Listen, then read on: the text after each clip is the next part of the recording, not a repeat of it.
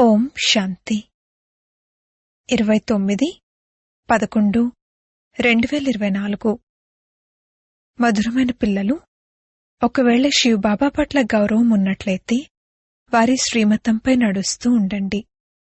శ్రీమతంపై నడవడం అనగా తండ్రిని గౌరవించడం. ప్రశ్న: పిల్లలు తండ్రి కన్నా కూడా గొప్ప ఇంద్రజాలికులు, అది ఎలా? జవాబు: ఉన్నతోన్నతమైన తండ్రిని తమ కొడుకుగా చేసుకోవడం, తనువు మనసు ధనంతో తండ్రిని వారసునిగా చేసుకుని బలిహారం అవ్వడం, ఇది పిల్లల యొక్క ఇంద్రజాలం. ఎవరైతే ఇప్పుడు భగవంతుణ్ణి వారసునిగా చేసుకుంటారో వారు 21 జన్మల కొరకు వారసత్వానికి అధికారులుగా అవుతారు. రెండవ ప్రశ్న: ఏ పిల్లల కొరకు ట్రిబ్యునల్ న్యాయసభ కూర్చుంటుంది? జవాబు: ఎవరైతే దానమిచ్చిన వస్తువుని తిరిగి తీసుకోవాలన్న సంకల్పం చేస్తారో, మాయకు వశమై డిసర్వీస్ చేస్తారో వారి కొరకు న్యాయసభ కూర్చుంటుంది. ఓం శాంతి. విచిత్రుడైన ఆత్మిక తండ్రి కూర్చుని విచిత్రులైన పిల్లలకు అర్థం చేయిస్తారు. అనగా దూరదేశంలో ఉండేవారు ఎవరినైతే పరంపిత పరమాత్మ అనంటారో వారు అర్థం చేయిస్తారు. వారు చాలా చాలా దూరదేశం నుండి వచ్చి ఈ శరీరం ద్వారా మిమ్మల్ని చదివిస్తారు. ఇప్పుడెవరైతే చదువుతారో వారు చదివించే వారితో ఆటోమేటిక్గా యోగాన్ని పెట్టుకుంటారు. వారికి ఓ పిల్లలు, టీచర్తో యోగాన్ని పెట్టుకోండి లేక వారిని స్మృతి చేయండి అని చెప్పాల్సిన అవసరం ఉండదు. అలా ఉండదు. ఇక్కడ తండ్రి అంటారు, ఓ ఆత్మిక పిల్లలు, వీరు మీ తండ్రి కూడా, టీచర్ కూడా మరియు గురువు కూడా, వీరితో యోగాన్ని పెట్టుకోండి అనగా తండ్రిని స్మృతి చేయండి. వీరు విచిత్రుడైన బాబా. మీరు గడియ గడియ వీరిని మర్చిపోతారు, అందుకే చెప్పాల్సి వస్తుంది. చదివించేవారిని స్మృతి చేయడం ద్వారా మీ పాపాలు భస్మమైపోతాయి. నన్నే చూడండి, అందులో ఎంతో లాభం ఉంది అని టీచర్ చెప్పడం అనేది లాలో లేదు. కేవలం నన్నే స్మృతి చేయండి అని తండ్రి అంటారు. ఈ స్మృతి బలం ద్వారానే మీ పాపాలు అంతమవ్వనున్నాయి. దీనినే స్మృతి యాత్ర అంటారు. ఇప్పుడు విచిత్రుడైన ఆత్మిక తండ్రి పిల్లల్ని చూస్తారు. పిల్లలు కూడా స్వయాన్ని ఆత్మగా భావిస్తూ విచిత్రుడైన తండ్రినే స్మృతి చేస్తారు. మీరైతే గడియ గడియ శరీరంలోకి వస్తారు. నేనైతే మొత్తం కల్పమంతటిలోనూ శరీరంలోకి రాను. కేవలం ఈ సంగమయుగంలోనే పిల్లలను మిమ్మల్ని చదివించేందుకు చాలా దూరదేశం నుండి వస్తాను. దీనిని బాగా గుర్తుంచుకోవాలి. బాబా మనకు తండ్రి, టీచర్ మరియు సద్గురు. వారు విచిత్రుడు. వారికి తన శరీరం అంటూ లేదు. మరి వారెలా వస్తారు? వారంటారు, నేను ప్రకృతిని, నోటిని ఆధారంగా తీసుకోవాల్సి ఉంటుంది. నేనైతే విచిత్రుడిని, మీరందరూ చిత్రం కలిగినవారు. నాకు రథమైతే తప్పకుండా కావాలి కదా, గుర్రబండిలో అయితే రాను కదా. తండ్రి అంటారు, నేను ఈ తనువులోకి ప్రవేశిస్తాను. ఎవరైతే నంబర్ 1గా ఉన్నారో వారే మళ్లీ చివరి నంబర్ వారుగా అవుతారు. ఎవరైతే సతో ప్రధానంగా ఉండేవారో వారే తమో ప్రధానంగా అవుతారు. కావున మళ్లీ వారినే సతో ప్రధానంగా తయారు చేయడానికి తండ్రి చదివిస్తారు. తండ్రి అర్థం చేయిస్తారు, ఈ రావణ రాజ్యంలో పంచవికారాలపై విజయాన్ని పొంది జగజ్జీతులుగా పిల్లలైన మీరే తయారవ్వాలి. పిల్లలు, మిమ్మల్ని విచిత్రుడైన తండ్రి చదివిస్తున్నారు అని మీరు గుర్తుంచుకోవాలి. తండ్రిని స్మృతి చేయకపోతే పాపాలెలా భస్మమవుతాయి? ఈ విషయాలను కూడా కేవలం ఇప్పుడీ సంగమయుగంలోనే వింటారు. ఒకసారి ఏదైతే జరుగుతుందో మళ్లీ కల్పం తర్వాత అదే రిపీట్ అవుతుంది. ఇది ఎంత మంచి వివరణ! ఇందులో చాలా విశాల బుద్ధి కావాలి. ఇది సాధు సన్యాసులు మొదలైన వారి సత్సంగమేమీ కాదు. వారిని తండ్రి అని కూడా అంటారు, అలాగే కొడుకు అని కూడా అంటారు. వీరు మాకు తండ్రి కూడా మరియు కొడుకు కూడా అని మీకు తెలుసు. మనము అంతా ఈ కొడుకుకు వారసత్వంగా ఇచ్చి మళ్లీ తండ్రి నుండి 21 జన్మల కొరకు వారసత్వాన్ని తీసుకుంటాము. మనం చెత్తనంతటిని ఇచ్చి మళ్లీ తండ్రి నుండి విశ్వరాజ్యాధికారాన్ని తీసుకుంటాము. ఏమంటారంటే, బాబా మీరొచ్చినట్లయితే మేము మీపై తనువు మనసు ధనముల సహితంగా బలిహారం అయిపోతాము అని మేం భక్తి మార్గంలో అన్నాము. లౌకిక తండ్రి కూడా పిల్లలపై బలిహారం అవుతారు కదా. ఇక్కడ మీకు ఎటువంటి విచిత్రుడైన తండ్రి లభించారు? వారిని స్మృతి చేసినట్లయితే మీ పాపాలు భస్మమైపోతాయి మరియు మీరు మీ ఇంటికి వెళ్ళిపోతారు. ఇది ఎంత పెద్ద యాత్ర! తండ్రి ఎక్కడికొస్తారో చూడండి. పాత రావణరాజ్యంలోకి వస్తారు. తండ్రి అంటారు, నా భాగ్యంలో పావన శరీరం లభించడం అనేదే లేదు. నేను పతితులను పావనంగా తయారు చేయడానికి ఎలా రాను? నేనైతే పతిత ప్రపంచంలోకే వచ్చి అందర్నీ పావనంగా తయారు చేయవలసి ఉంటుంది. మరి ఇటువంటి టీచర్ పట్ల గౌరవాన్ని కూడా ఉంచాలి కదా. వారికి గౌరవాన్ని ఇవ్వడం కూడా తెలియని వారు ఎందరో ఉన్నారు. ఇది కూడా డ్రామాలో జరిగేదే ఉంది. రాజధానిలో అయితే నంబర్వారుగా అందరూ కావాలి కదా. కావున అన్ని రకాల వారు ఇక్కడే తయారవుతారు. తక్కువ పదవి పొందేవారి పరిస్థితిలా ఉంటుంది. వారు చదవరు, అలాగే తండ్రి స్మృతిలోనూ ఉండరు. వీరు చాలా విచిత్రుడైన తండ్రి కదా. వీరి నడవడిక కూడా అలౌకికంగా ఉంటుంది. వీరి పాత్ర ఇంకెవరికీ లభించదు. ఈ తండ్రి వచ్చి మీకు ఎంత ఉన్నతమైన చదువును చదివిస్తారు. కావున వారి పట్ల గౌరవాన్ని కూడా ఉంచాలి. వారి శ్రీమతంపై నడుచుకోవాలి. కాని మాయ గడియ గడియ మరిపింపజేస్తుంది. మాయ ఎంత శక్తివంతమైనదంటే అది మంచి మంచి పిల్లలను కూడా పడేస్తుంది. తండ్రి ఎంత ధనవంతులుగా తయారు చేస్తారు, కాని మాయ పూర్తిగా ముఖాన్ని తిప్పేస్తుంది. మాయ నుండి సురక్షితంగా ఉండాలనుకుంటే తండ్రిని తప్పకుండా స్మృతి చేయవలసి ఉంటుంది. తండ్రికి చెందినవారుగా అయి మళ్లీ మాయకు చెందినవారుగా అయిపోయే మంచి పిల్లలు కూడా ఎందరో ఉన్నారు. ఇక అడక్కండి, పూర్తి ద్రోహులుగా అయిపోతారు. మాయ పూర్తిగా ముక్కు పట్టుకుంటుంది. ఏనుగును మొసలి తిన్నట్లుగా వర్ణన కూడా ఉంది కదా.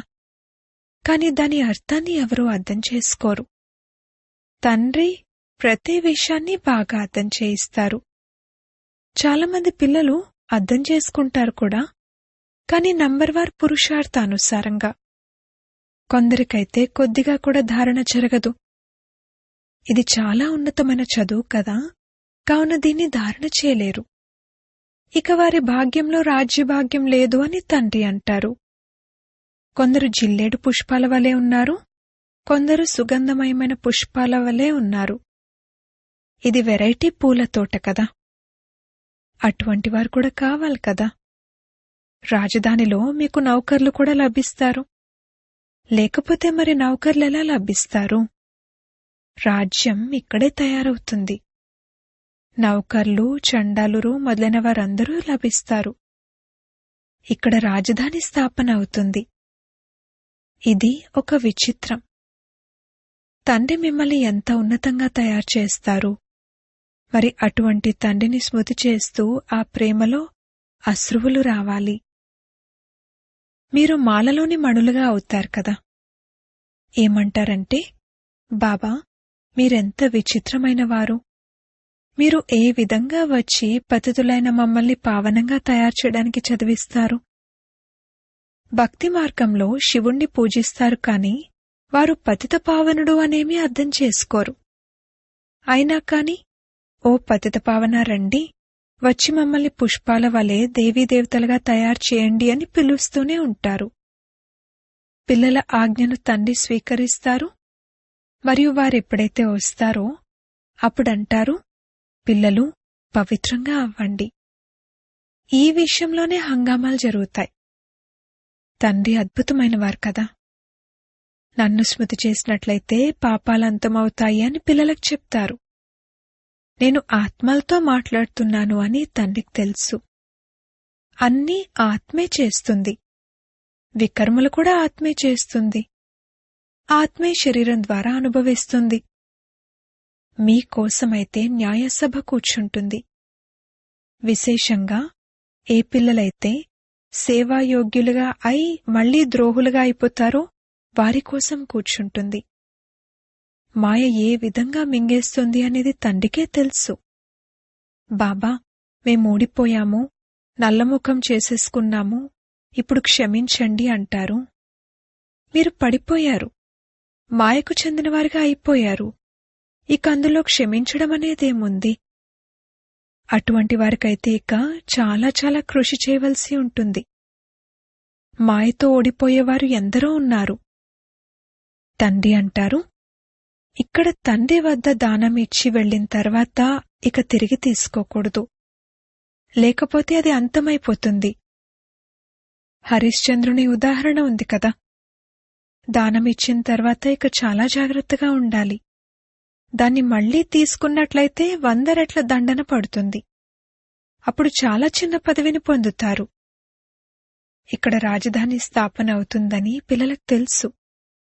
ఇతర ధర్మాలను ఎవరైతే స్థాపన చేస్తారో వారికి మొదట రాజ్యం ఉండదు.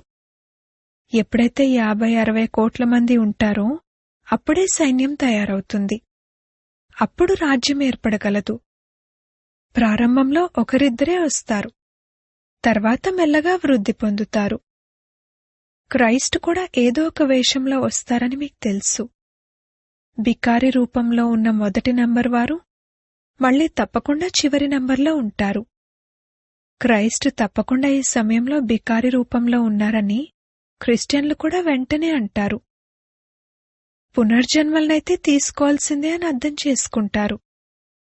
తమో ప్రధానంగా అయితే తప్పకుండా ప్రతి ఒక్కరూ అవ్వాల్సిందే. ఈ సమయంలో మొత్తం ప్రపంచమంతా తమో ప్రధానంగా శిథిలావస్థలో ఉంది. ఈ పాత ప్రపంచ వినాశనం తప్పకుండా జరగనున్నది. క్రిస్టియన్లు కూడా ఏమంటారంటే, క్రైస్టుకు 3000 సంవత్సరాల క్రితం స్వర్గం ఉండేది, అది మళ్లీ తప్పకుండా ఇప్పుడు వస్తుంది. కాని ఈ విషయాలను ఎవరు అర్థం చేయించాలి? తండ్రి అంటారు, పిల్లలకు ఇప్పుడు ఆ అవస్థ ఎక్కడుంది? మేం యోగంలో ఉండలేకపోతున్నామని పదే పదే రాస్తూ ఉంటారు. పిల్లల నడవడిక ద్వారా అర్థం చేసుకుంటారు. తండ్రికి సమాచారాన్ని ఇవ్వడానికి కూడా భయపడతారు. తండ్రి అయితే పిల్లలను ఎంతగా ప్రేమిస్తారు, ప్రేమతో నమస్కారం చేస్తారు. కాని పిల్లల్లో అహంకారం ఉంటుంది. మంచి మంచి పిల్లలను మాయ మరిపింపజేస్తుంది. తండ్రి అర్థం చేసుకోగలరు. వారంటారు, నేను జ్ఞానసాగరుడిని, నేను అన్నీ తెలిసినవాణ్ణి. అంటే అందరి లోపల ఏముందో తెలుసు అని అర్థం కాదు.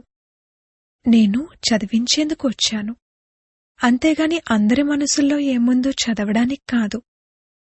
నేను ఎవరి మనసులను చదవను, అలాగే ఈ సాకారుడు కూడా అలా చదవరు. ఇతను అన్నింటినీ మర్చిపోలి కావున ఇక ఇతరుల మనసులనేం చదువుతారు? మీరిక్కడ చదువుకునేందుకే వస్తారు. భక్తి మార్గమే వేరు. మరి కింద పడిపోయేందుకు కూడా ఇలాంటి ఉపాయం కావాలి కదా. ఈ విషయాల వల్లనే మీరు కింద పడిపోతారు. ఈ డ్రామా ఆట తయారై ఉంది. భక్తి మార్గంలో శాస్త్రాలు చదువుతూ చదువుతూ మీరు కిందకి దిగుతూ తమో ప్రధానంగా అవుతారు. ఇప్పుడు మీరు ఈ చీచీ ప్రపంచంలో అసలేమాత్రమూ ఉండేది లేదు. కలియుగం నుండి మళ్లీ సత్యుగం రానున్నది. ఇప్పుడిది సంగమయుగం. ఈ విషయాలన్నింటినీ ధారణ చేయాలి. తండ్రి అర్థం చేయిస్తారు, మిగతా ప్రపంచంలోని వారందరి బుద్ధికి గోద్రేజ్ తాళం వేసి ఉంది. వీరు దైవీ గుణాలు కలవారని, వీరే మళ్లీ ఆసురీ గుణాలు కలవారిగా అయ్యారని మీరు అర్థం చేసుకుంటారు. తండ్రి అర్థం చేయిస్తున్నారు, ఇప్పుడిక భక్తి మార్గపు విషయాలన్నింటినీ మర్చిపోండి. ఇప్పుడు నేనేదైతే వినిపిస్తున్నానో అదే వినండి, చెడు వినకండి. ఇప్పుడు నా ఒక్కరి నుండే వినండి. ఇప్పుడు నేను మిమ్మల్ని తీరానికి చేర్చేందుకు వచ్చాను. మీరు ఈశ్వరీయ సాంప్రదాయం వారు. మీరు ప్రజాపిత బ్రహ్మ ముఖ కమలం నుండి జన్మించారు కదా. ఇంతమంది దత్తత తీసుకోబడ్డ పిల్లలున్నారు. వారిని ఆదిదేవ్ అంటారు. అలాగే మహావీర్ అని కూడా అంటారు. పిల్లలైన మీరు మహావీర్లు కదా. మీరు యోగబలంతో మాయపై విజయాన్ని పొందుతారు. తండ్రిని జ్ఞానసాగరుడంటారు. జ్ఞానసాగరుడైన తండ్రి మీకు అవినాశీ జ్ఞానరత్నాలను పళ్ళాలు నింపుగా ఇస్తారు. మిమ్మల్ని సుసంపన్నులుగా తయారుచేస్తారు. ఎవరైతే జ్ఞానాన్ని ధారణ చేస్తారో వారు ఉన్నత పదవిని పొందుతారు. ఎవరైతే ధారణ చెయ్యరో వారు తప్పకుండా తక్కువ పదవిని పొందుతారు. తండ్రి నుండి మీరు అపారమైన ఖజానాను పొందుతారు. అల్లా అవల్దీన్ కథ కూడా ఉంది కదా. అక్కడ మనకు ఎటువంటి అప్రాప్తి అనే వస్తువేదీ ఉండదని మీకు తెలుసు. 21 జన్మల కొరకు తండ్రి వారసత్వాన్ని ఇచ్చేస్తారు. అనంతమైన తండ్రి అనంతమైన వారసత్వాన్ని ఇస్తారు. హద్దులోని వారసత్వం లభించినా కూడా అనంతమైన తండ్రిని తప్పకుండా స్మృతి చేస్తారు. ఓ పరమాత్మ, దయ చూపించండి, కృప చూపించండి అని అంటారు. వారు ఏం దానం ఇవ్వనున్నారు అనేది ఎవరికీ తెలీదు. బాబా అయితే మనల్ని విశ్వాధిపతులుగా తయారు చేస్తారని ఇప్పుడు మీరు అర్థం చేసుకుంటారు. బ్రహ్మ ద్వారా స్థాపన అని చిత్రాలలో కూడా ఉంది. బ్రహ్మ సాధారణ రీతిలో ఎదురుగా కూర్చునున్నారు. స్థాపన చేస్తే తప్పకుండా మరి వారినే తయారు చేస్తారు కదా. తండ్రి ఎంత బాగా అర్థం చేయిస్తారు. మీరు పూర్తిగా అర్థం చేయించలేరు. భక్తి మార్గంలో శంకరుని ఎదురుగా వెళ్లి మా జోలెను నింపండి అని అంటారు. ఆత్మ అంటుంది, మేం నిరుపేదలుగా ఉన్నాము, మా జోలెను నింపండి, మమ్మల్ని ఈ విధంగా తయారు చేయండి అని. ఇప్పుడు మీరు జోలె నింపుకునేందుకు వచ్చారు. మేమైతే నరుని నుండి నారాయణునిగా అవ్వాలనుకుంటున్నామని అంటారు. ఈ చదువే నరుని నుండి నారాయణునిగా తయారు చేసేటువంటిది. పాత ప్రపంచంలోకి రావాలని ఎవరికి మనసు కలుగుతుంది? కాని కొత్త ప్రపంచంలోకైతే అందరూ రారు. కొందరు 25% పాతగా అయ్యాక వస్తారు. ఎంతో కొంత లోపమైతే ఏర్పడుతుంది కదా.